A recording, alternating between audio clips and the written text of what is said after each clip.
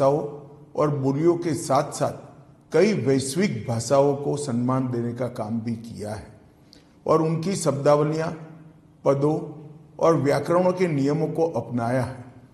हिंदी भाषा ने स्वतंत्रता आंदोलन के मुश्किल दिनों में देश को एक सूत्र में बांधने का अभूतपूर्व काम किया। इसने अनेक भाषाओं और बोलियों में बटे देश में एकता की भावना स्थापित की। देश में पूरब से पश्चिम और उत्तर से दक्षिण तक स्वतंत्रता की लड़ाई को आगे बढ़ाने में संवाद भाषा के रूप में काम किया है। इसमें हिंदी की महत्वपूर्ण भूमिका रही है। देश में स्वराज प्राप्ति और स्वभाषा के आंदोलन एक साथ चल रहे थे।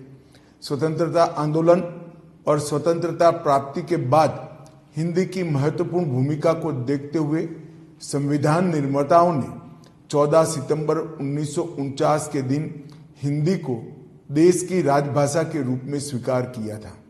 किसी भी देश की मौलिक और सृजनात्मक अभिव्यक्ति सही मायनों में सिर्फ उस देश की अपनी भाषाओं में ही की जा सकती है।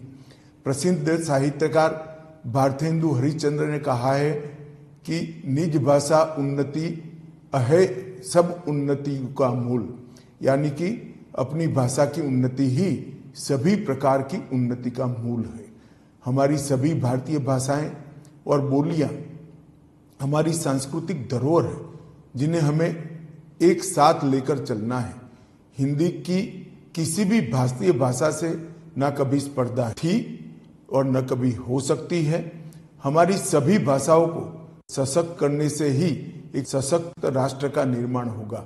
मुझे विश्वास है कि हिंदी सभी स्थानीय भाषाओं को सशक्त बनाने का माध्यम बनेगी। माननीय प्रधानमंत्री नरेंद्र मोदी जी के नेतृत्व में भारतीय भाषाओं को राष्ट्रीय से अंतर्राष्ट्रीय मंच तक उचित सम्मान मिला है। गृह मंत्रालय का राजभाषा विभाग निरंतर प्रयत्नशील है कि सहज समान मीठी भारतीय भाषाओं को आधुनिक तकनीक के माध्यम से सार्वजनिक प्रशासन, शिक्षा और वैज्ञानिक प्रयोग के अनुकूल उपयोगी बनाई जा सके। माननीय प्रधानमंत्री जी के मार्गदर्शन में सरकार और जनता के बीच भारतीय भाषाओं में संवाद स्थापित कर जन कल्याणकारी योजनाओं को प्रभावी तौर पर लागू किया जा रहा है। देश में राजभाषा में हुए कार्यों की समय समय पर समीक्षा के लिए संसदीय राजभाषा समिति का गठन किया गया था और उसे उत्तरदायित्व दिया गया था कि यह देश में सरकारी कामकाज में हिंदी का प्रयोग, उसकी प्रगति, इसकी समीक्षा करे और रिपोर्ट बनाकर माननीय राष्ट्रपति जी को प्रस्तुत करे। मुझे यह बताते हुए खुशी हो रही है कि माननीय राष्ट्रपति जी को इस रिपोर्ट का 12वां खंड प्रस्तुत किया जा चुका है। 14 तक इस रिपोर्ट के 9 खंड सौंपे गए थे, लेकिन हमने पिछले 4 वर्षों में 3 खंड प्रस्तुत किए हैं। 2019 से सभी 59 मंत्रालयों में हिंदी सलाहकार समितियां का गठन करने का काम समाप्त हो चुका है तथा इनकी बैठकें भी नियमित रूप से आयोजित की जा रही हैं। देश की विभिन्न क्षेत्रों में राजभाषा के प्रयोग को बढ़ाने की दृष्टि से अब तक कुल 528 नगर राजभाषा क्रियान्वयन समितियों का गठन भी किया जा चुका है। विदेशों में भी London, Singapore, Fiji, Dubai, port Louis में नगर राजभाषा कार्यान्वयन समितियों का गठन किया गया है। भारत ने संयुक्त राष्ट्र में हिंदी राजभाषा का उपयोग को बढ़ावा देने की भी पहल की है। राजभाषा विभाग द्वारा अखिल भारतीय राजभाषा सम्मेलन की भी नई परंपरा शुरू की है।